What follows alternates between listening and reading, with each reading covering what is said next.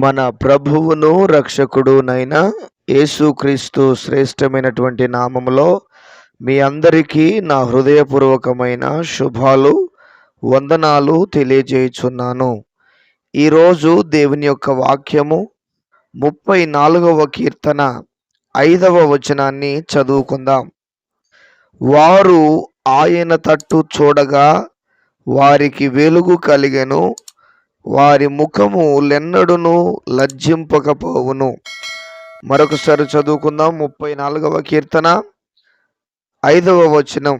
వారు ఆయన తట్టు చూడగా వారికి వెలుగు కలిగెను, వారి ముఖము లెన్నడును లజ్జింపకపోవును.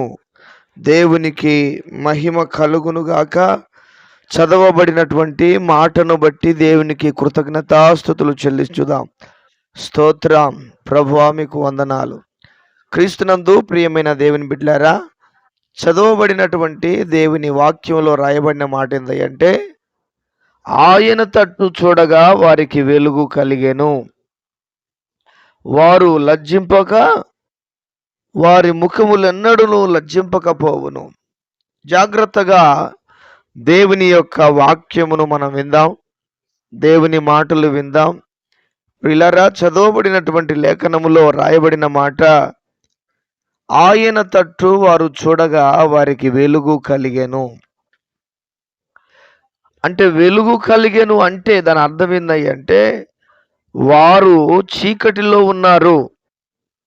చీకటి అనగా పాపము, శాపము, కష్టాలు, కన్నీళ్ళు, దుఃఖము, బాధ, రోగములు, సమస్యలు, ఇలాంటివన్నీ కూడా చీకటికి గుర్తుగా ఉన్నాయి. చీకటి పాపమునకు గుర్తుగా ఉంది, పాపము చీకటికి గుర్తుగా ఉంది. పాపము వలన కలిగేటువంటి పర్యవసానము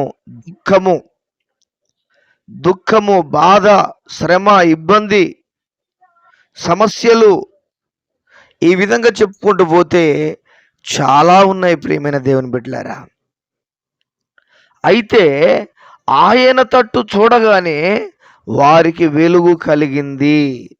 వెలుగు కలిగింది అనేది దాని అర్థం ఏంటంటే, వారిలో ఉన్నటువంటి ఆ చీకటి, ఆ పాపం వలన కలిగేటువంటి పరిస్థితులన్నీ కూడా తొలగిపోయినవి అని దాని అర్థము.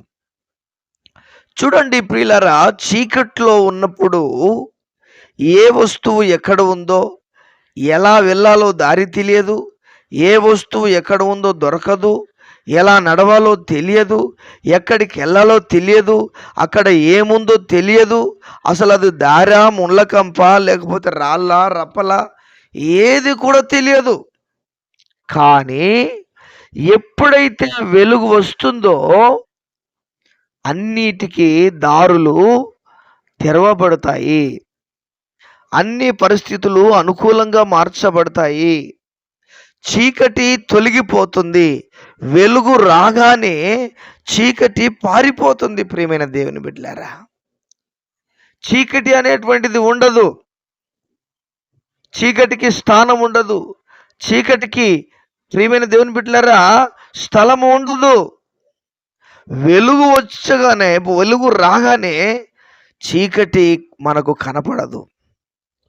ఆ వెలుగులో మనము దేన్నైనా దేవులాడుకోవచ్చు, ఎక్కడికైనా వెళ్ళొచ్చు, ఏదైనా చేయొచ్చు. ఏమండి, వెలుగులో ఎంత చిన్న వస్తువు అయినా సరే అది దొరుకుతుంది.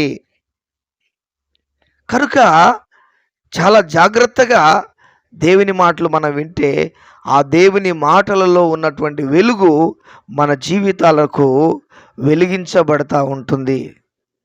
చాలామంది చక్కగా వినరు దేవుని వాక్యాన్ని, యాంగ్జైటీగా వినాలి, ఒక ఆశతో దేవుని వాక్యం వినాలి. ఈ వాక్యం ద్వారా దేవుడు నన్ను దీవిస్తాడు, ఈ వాక్యము ద్వారా దేవుడు నన్ను ఆశీర్వదిస్తాడు, ఈ వాక్యము ద్వారా దేవుడు నన్ను వెలుగుతో నింపుతాడు అనేటువంటి ఉద్దేశము చేత మనము దేవుని వాక్యాన్ని వినేవారంగా మనం ఉండగలగాలి. కనుక నా ప్రియమైన వారలారా, వెలుగు ఆయన తట్టు చూడగానే వెలుగు కలిగింది. ఆయన తట్టు చూడడం అనగా ఏమిటి? ఆయన తట్టు చూడగా ఏమిటి?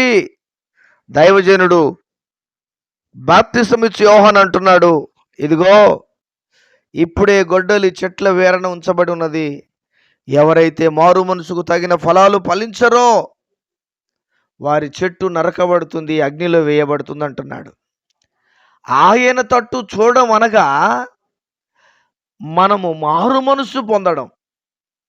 అంటే ఏ ఏ తప్పులలో, ఏ ఏ బలహీనతలలో, ఏ ఏ దోషాలలో మనం ఉన్నామో వాటిని విడిచిపెట్టడం, వాటిని పక్కకు పెట్టడం, వాటిని వదిలిపెట్టడం. మనం ఎటువంటి స్థితులలో ఉన్నామో ఆ స్థితిలో నుండి బయటికి వచ్చి యేసయ్య దగ్గరికి రావడమే ఆయన తట్టు చూడడము.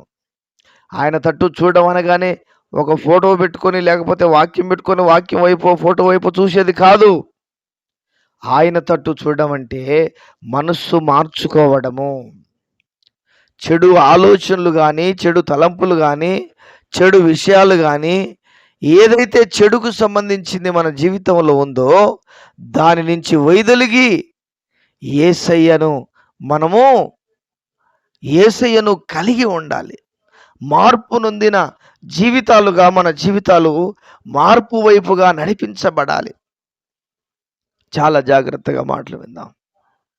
ఆయన తట్టు చూడడం అంటే మనమున్న పాప స్థితిలో నుంచి ఆయన వైపు మల్లుకోవాలి. పాప జీవితాన్ని వదిలిపెట్టాలి, శాప జీవితాన్ని వదిలిపెట్టాలి, ఆయనకి వ్యతిరేకంగా ఉండేటువంటి జీవితాన్ని వదిలిపెట్టాలి, ఆయనకు అనుకూలమైనటువంటి జీవితాన్ని జీవించాలి. ఆయన యొక్క అనుకూలతలోనికి మనం నడవాలి. ఆయన వాక్యాన్ని అనుసరించి జీవించాలి. వాక్య ప్రకారమైనటువంటి జీవితంలో ముందుకు కొనసాగాలి. అది ఆయన తట్టు చూడడం అంటే. వారికి వెలుగు కలిగింది. వారు ఆయన తట్టు చూడగా వారికి వెలుగు కలిగిందని దేవుని లేఖనం చెబుతుంది. ప్రియమైన దేవుని బిడ్డలారా, మనం ఆయన వైపు తిరిగేవారిగా, ఆయన వైపుగా వెళ్ళేవారిగా మన జీవితాన్ని మనం అన్వయింప చేసుకోవాలి, అలవాటు చేసుకోవాలి. అప్పుడు మన జీవితాలలో ఉన్నతమైనటువంటి ఘనమైన కార్యాలు, గొప్ప కార్యాలను మనం చూడగలుగుతాము. దేవుడు అటువంటి కృపను మనందరికీ దయచేయునుగాక. ప్రార్థన. ప్రియుడవైన పరలోకపు తండ్రి, విన్న వాక్యాన్ని మా వినికిడిలో దీవించండి, ఆశీర్వదించండి. విన్న ప్రతి బిడ్డను దీవించండి, వారి అవసరతలు తీర్చండి, వారి అక్కర్లు తీర్చండి. వారికి ఉన్న ప్రతి సమస్య, ప్రతి ఇరుకు, ప్రతి ఇబ్బంది తొలగించి మీ నామానికి మహిమను తెచ్చుకోమని వందనాలు, స్తోత్రాలు చెల్లిస్తూ యేసు ఉన్నతమైన నామములో ప్రార్థన చేసి వేడుచున్నాను తండ్రి. Amen, amen. దేవుడు మనందరిని దీవించి మహిమ కలిగిన రాకడ కొరకు సిద్ధపరచునుగాక. Amen, amen.